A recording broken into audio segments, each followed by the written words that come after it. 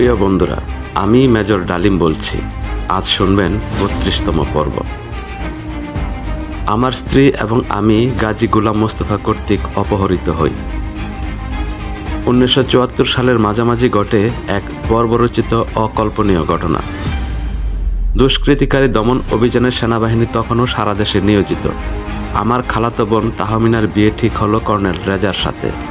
দুপক্ষই আমার বিশেষ ঘনিষ্ঠ, তাই সব ব্যাপারে মধ্যস্থতা করতে হচ্ছিল আমাকে এবং নিম্মিকেই। ঢাকা লেডিস ক্লাবে বিয়ের বন্দোবস্ত করা হয়েছে। সেই বিয়েতে অনেক গণ্যমান্য সামরিক এবং বেসামরিক লোকজন, বিশেষ করে হুমরা চুমরারা এসেছিলেন অতিথি হিসাবে।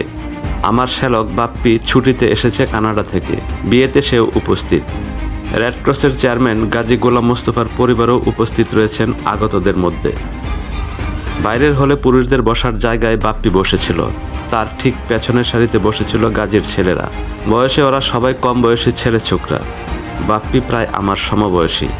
হঠাৎ করে গাজীর ছেলেরা পেছন থেকে কৌতুক ছলে বাপ্পির মাথার চুল টানে। বাপ্পি পেছনে তাকালে ওরা নির্বাক বসে থাকে। এইভাবে ২-৩ বার চুল টানার পর বাপ্পি রাগান্বিত হয়ে ওদের জিজ্ঞেস করে চুল টানছে কে। আমরা পরক্ষণে দেখছিলাম আপনার চুল আসল না নকল, জবাব দিল একজন। পুচকে ছেলেদের রসিকতায় বাপ্পি যুক্তিসঙ্গত কারণেই ভীষণ খেপে যায়, কিন্তু কিছুই বলে না। মাথা ঘুরিয়ে নিতেই আবার চুলে টান পড়ে। এবার বাপ্পি যে ছেলেটি চুলে টান দিয়েছিল তাকে ধরে ঘর থেকে বের করে দিয়ে বলে, বেয়াদব ছেলে, মস্কারি করার জায়গা পাওনি, খবরদার তুমি আর ওই জায়গায় বসতে পারবে না। এই কথার পর বাপ্পি আবার তার জায়গায় ফিরে আসে। এই ঘটনার কিছুই আমি জানতাম না, কারণ আমি তখন বিয়ের তদারকি এবং অতিথিদের নিয়ে ভীষণ ব্যস্ত। বিয়ের আনুষ্ঠানিকতার প্রায় সবকিছুই সুষ্ঠুভাবে হয়ে গেল। খাওয়া দাওয়ার পর্বও শেষ, অতিথিরা সব ফিরে যাচ্ছেন। মাহবুবের আসার কথা, মানে এসপি মাহবুব, আমার বিশেষ ঘনিষ্ঠ বন্ধুদের একজন। আমরা সবাই একই সাথে যুদ্ধ করেছি স্বাধীনতা সংগ্রামে। কি এক কাজে মানিকগঞ্জ যেতে হয়েছিল তাকে, ওখান থেকে খবর পাঠিয়েছে তার ফিরতে একটু দেরি হবে। ঘনিষ্ঠ আত্মীয় স্বজনরা সবেমাত্র খেতে বসেছি, হঠাৎ দুটো মাইক্রোবাস এবং একটা কার এসে ঢুকলো লেডিস ক্লাবে। মাইক্রোবাস দুটো থেকে নামলো প্রায় ১০-১২ জন অস্ত্রধারী বেসামরিক ব্যক্তি।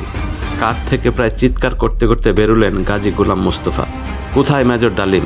বেশি বার বেড়েছে, তাকে আজ আমি শায়েস্তা করব। কোথায় সে? আমি তখন ভেতরে সবার সাথে খাচ্ছিলাম। কে যেন একজন এসে বলল গাজী এসেছে, আমাকে তিনি খুঁজছেন। হঠাৎ করে গাজী এসেছেন, কি ব্যাপার? ভাবলাম বোধহয় তার পরিবারকে নিয়ে যেতে এসেছেন তিনি। আমি তাকে অভ্যর্থনা করার জন্য বাইরে এলাম। বারান্দায় আসতেই ৬-৭ জন স্ট্যান্ড গানধারী আমার বুকে, পিঠে, মাথায় তাদের অস্ত্র ঠেকিয়ে ঘিরে দাঁড়ালো। ঘটনার আকস্মিকতায় আমি হতবাক। সামনে এসে দাঁড়ালেন স্বয়ং গাজী। আমি অত্যন্ত ভদ্রভাবে তাকে জিজ্ঞেস করলাম, ব্যাপার কি? এই সমস্ত কিছুর মানেই বা কি? তিনি তখন ভীষণভাবে ক্ষিপ্ত, এক নাগারে শুধু বলে চলেছেন, গাজীরে চেনো না, আমি বঙ্গবন্ধু না, চল শালারে লইয়া চল, আজ আমি তোরে মজা দেখামো, তুই নিজেরে কি মনে করছস? অশালীনভাবে কথা বলছিলেন তিনি। আমি প্রশ্ন করলাম, কোথায়, কেন নিয়ে যাবেন আমাকে? আমার প্রশ্নের কোনো জবাব না দিয়ে তিনি নির্দেশ দিলেন তার অস্ত্রধারী অনুচরদের। তার ইশারায় অস্ত্রধারীরা সবাই তখন আমাকে টানা হেঁচড়া করে মাইক্রোবাসের দিকে নিয়ে যাবার চেষ্টা করছে। হঠাৎ দেখলাম বিশিষ্ট মুক্তিযোদ্ধা আলম এবং চুন্নুকে মারতে মারতে একটা মাইক্রোবাসে উঠালো ৩-৪ জন অস্ত্রধারী। ইতিমধ্যে বাইরে হইচই শুনে নিম্মি এবং খালাম্মা বেরিয়ে এসেছেন অন্দরমহল থেকে। খালাম্মা ছুটে এসে গাজীকে বললেন, ভাই সাহেব, এ কী করছেন আপনি? ওকে কেন অপদস্থ করছেন? কোথায় নিয়ে যাচ্ছেন ওকে? কি দোষ করেছে ও? গাজী তার কোনো কথারই জবাব দিলেন না। আমাকে জোর করে ঠেলে উঠানো হলো মাইক্রোবাসে। বাসে উঠে দেখি আলম এবং চুন্নু দুজনেই গুরুতরভাবে আহত। তাদের মাথা এবং মুখ থেকে রক্ত গড়িয়ে পড়ছিল। আমাকে গাড়িতে তুলতেই খালাম্মা এবং নিম্মি দুজনেই গাজীকে বলল, ওদের সাথে আমাদেরকেও নিতে হবে, ওদের একা নিয়ে যেতে দেব না আমরা। ঠিক আছে, তবে তাই হবে, বললেন গাজী। গাজীর ইশারায় ওদেরকে ধাক্কা দিয়ে উঠানো হলো মাইক্রোবাসে। বেচারি খালাম্মা, বয়স্ক মহিলা, আচমকা ধাক্কায় হুমড়ি খেয়ে পড়লেন মাইক্রোবাসের ভিতরে। আমার দিকে অস্ত্র তাক করে দাঁড়িয়ে থাকলো ৫ জন অস্ত্রধারী, গাজীর সন্ত্রাস বাহিনীর মাস্তান। গাজী গিয়ে উঠল তার কারে। বাকি মাস্তানদের নিয়ে দ্বিতীয় মাইক্রোবাসটা কোথায় যেন চলে গেল। মাইক্রোবাস দুটি ছিল সাদা রঙের এবং তাদের গায়ে ছিল রেডক্রসের চিহ্ন আঁকা। গাজীর গাড়ি চলল আগে আগে, আর আমাদের বহনকারী মাইক্রোবাসটি চলল তার পেছনে। এই সমস্ত ঘটনা যখন ঘটছিল তখন আমার ছোট ভাই মুক্তিযোদ্ধা কামরুল হক স্বপন, বীর বিক্রম ও বাপ্পি লেডিস ক্লাবে উপস্থিত ছিল না। তারা গিয়েছিল কোনো এক অতিথিকে ড্রপ করতে। আমাদের কাফেলা লেডিস ক্লাব থেকে বেরিয়ে যাবার পর ওরা ফিরে এসে সমস্ত ঘটনা জানতে পারে লিটুর মুখে। সবকিছু জানার পর মুহূর্তে ওরা যোগাযোগ করলো রেসকোর্স আর্মি কন্ট্রোল রুমে, তারপর ক্যান্টনমেন্টের এমপি ইউনিটে। ঢাকা ব্রিগেড মেসও খবরটা পৌঁছে দিল স্বপন।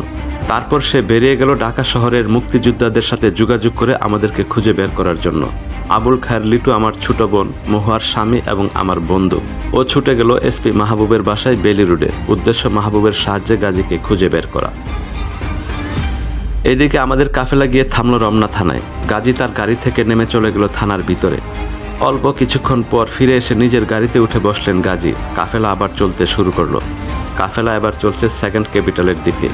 ইতিমধ্যে নিম্মি তার শাড়ি ছিঁড়ে চূর্ণ ও আলমের রক্তক্ষরণ বন্ধ করার জন্য ব্যান্ডেজ বেঁধে দিয়েছে। সেকেন্ড ক্যাপিটালের দিকে আমাদের নিয়ে যাচ্ছে দেখে আমি চিন্তিত হয়ে পড়লাম। গাজীর মনে কোনো দুর্বিসন্ধি নেই তো? রক্ষী বাহিনীর ক্যাম্পে নিয়ে গিয়ে হত্যা করবে না তো? ওর পক্ষে সবকিছুই করা সম্ভব, কিছু একটা করা উচিত। হঠাৎ আমি বলে উঠলাম, গাড়ি থামাও। আমার বলার ধরনে ড্রাইভার গাড়ি থামিয়ে দিল। আমাদের গাড়িটা থেমে পড়ায় সামনের গাজীর গাড়িটাও থেমে পড়ল। আমি তখন অস্ত্রধারী একজনকে লক্ষ্য করে বললাম গাজী সাহেবকে ডেকে আনতে। সে আমার কথার পর গাড়ি থেকে নেমে গিয়ে গাজীকে কিছু একটা বলল। দেখলাম গাজী নেমে এসেছে। কাছে এলে আমি তাকে বললাম, গাজী সাহেব, আপনি আমাদের নিয়ে যাই চিন্তা করে থাকেন না কেন, লেডিস ক্লাব থেকে আমাদের উঠিয়ে আনতে কিন্তু সবাই আপনাকে দেখেছে। তাই কোনো কিছু করে সেটাকে বেমালুম হজম করে যাওয়া আপনার পক্ষে কিছুতেই সম্ভব হবে না। আমার কথা শুনে কি যেন ভেবে নিয়ে তিনি আবার তার গাড়িতে গিয়ে উঠলেন। কাফেলা আবার চলা শুরু করলো, তবে এবার রক্ষী বাহিনীর ক্যাম্পের দিকে নয়। গাড়ি ঘুরিয়ে তিনি চললেন 32 নং ধানমন্ডি প্রধানমন্ত্রীর বাসার দিকে। আমরা হাফ ছেড়ে বাসলাম। কলাবাগান দিয়ে 32 নং রোডে ঢুকে আমাদের মাইক্রোবাসটা শেখ সাহেবের বাসার গেট থেকে একটু দূরে একটা গাছের ছায়ায় থামতে ইশারা করে জনাব গাজী তার গাড়ি নিয়ে সোজা গেট দিয়ে ঢুকে গেলেন 32 নংয়ের ভিতরে। সেকেন্ড ফিল্ড রেজিমেন্ট তখন শেখ সাহেবের বাড়ি পাহারা দিচ্ছে। একবার ভাবলাম ওদের ডাকি, আবার ভাবলাম এর ফলে যদি গোলাগুলি শুরু হয়ে যায় তবে ক্রস ফায়ারে বিপদের ঝুঁকি বেশি। এ সমস্তই চিন্তা করছিলাম। হঠাৎ দেখি লিটুর ঢাকা ক 315 সাদা টয়োটা কার পাশ দিয়ে হুশ করে এগিয়ে গিয়ে শেখ সাহেবের বাসার গেটে গিয়ে থামলো। লিটুই চালাচ্ছিল গাড়ি। গাড়ি থেকে নামলো এসপি মাহবুব।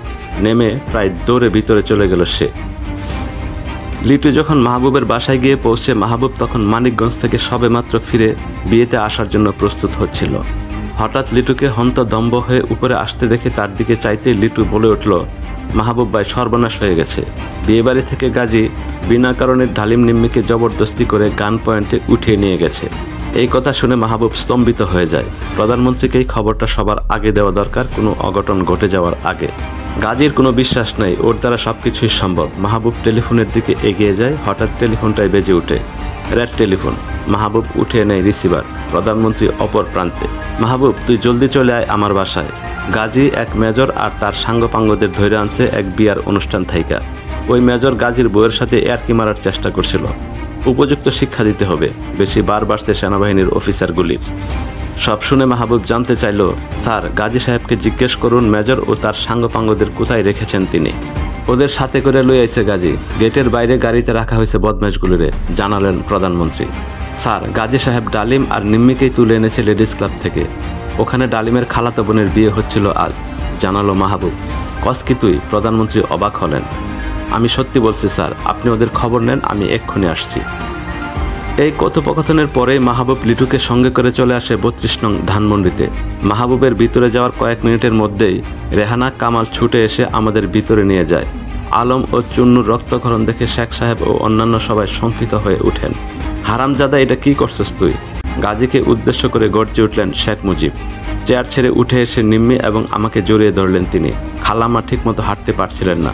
কামাল, রেহানা ওরা সবাই ধরাধরি করে ওদেরকে উপরে নিয়ে গেল। শেখ সাহেবের কামরায় তখন আমি, নিম্মি আর গাজী ছাড়া অন্য কেউ ছিল না। নিম্মি দুঃখে গ্লানিতে কান্নায় ভেঙে পড়ল। শেখ সাহেব ওকে জড়িয়ে ধরে সান্ত্বনা দিতে চেষ্টা করছিলেন। ও দূরে গাজী বেজা বেড়ালের মতো কুকড়ে দাঁড়িয়ে কাঁপছিল। হঠাৎ ফোন বেজে উঠল, রেড ফোন। শেখ সাহেব নিজেই তুলে নিলেন রিসিভার। গাজীর বাসা থেকে ফোন এসেছে। বাসা থেকে খবর দিল আর্মি গাজীর বাসা রেড করে সবাইকে ধরে নিয়ে গেছে। শুধু তাই নয়, সমস্ত শহরে আর্মি চেকপোস্ট বসে প্রতিটি গাড়ি চেক করছে। ক্যান্টনমেন্ট থেকে কিডন্যাপিংয়ের খবর পাওয়ার পরপরই ইয়াং অফিসাররা যে যেখানে ছিল সবাই বেরিয়ে পড়েছে এবং খুঁজে বের করার চেষ্টা করছে মেজর ডালিম ও তার স্ত্রী নিম্মিকে। সমস্ত শহরে হইচই পড়ে গেছে। গাজীরও কোনো খবর নেই। গাজীকে এবং তার অস্ত্রধারী সন্ত্রাসীদেরকেও আর্মি খুঁজছে তন্ন তন্ন করে সম্ভাব্য সব জায়গায়। টেলিফোন পাওয়ার পর শেখ সাহেবের মুখটা কালো হয়ে গেল। ফোন পেয়ে তিনি আমাদের সামনেই আর্মি চিফ শফিউল্লাহকে হটলাইনে বললেন, ডালিম, নিম্মি, গাজী সবাই আমার এখানে আছে, তুমি জলদি চলে আসো আমার এখানে। ফোন রেখে শেখ সাহেব গাজীকে উদ্দেশ্য করে বললেন, মাফ চা নিম্মির কাছে। গাজী শেখ সাহেবের হুকুমে নিম্মির দিকে এক পা এগুতেই সিংহীর মতো গর্জে উঠল নিম্মি, খবরদার, তোর মতো ইতর লোকের মাফ চাইবার কোনো অধিকার নাই, বদমাইশ। এরপর শেখ মুজিবের দিকে ফিরে বলল নিম্মি, কাদের রক্তের বদলে আজ আপনি প্রধানমন্ত্রী? আমি জানতে চাই, আপনি নিজেকে জাতির পিতা বলে দাবি করেন, আমি আজ আপনার কাছে বিচার চাই। আজ আমার জায়গায় শেখ হাসিনা কিংবা শেখ রেহানার যদি এমন অসম্মান হতো, তবে যে বিচার আপনি করতেন আমি ঠিক সেই বিচারই চাই। যাদের রক্তের বিনিময়ে আজ আপনারা জাতির কর্ণধার হয়ে ক্ষমতা ভোগ করছেন, সেই সব মুক্তিযোদ্ধাদের সম্মান বুলণ্ঠিত করে তাদের গায়ে হাত দেওয়ার মতো সাহস কম্বলচুর গাজী পায় কী করে?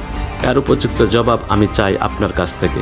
আজ পর্যন্ত আপনি বলতে পারবেন না ব্যক্তিগত কোনো কিছু চেয়েছি আপনার কাছে, কিন্তু আজ দাবি করছি ন্যায্য বিচার। আপনি যদি এর বিচার না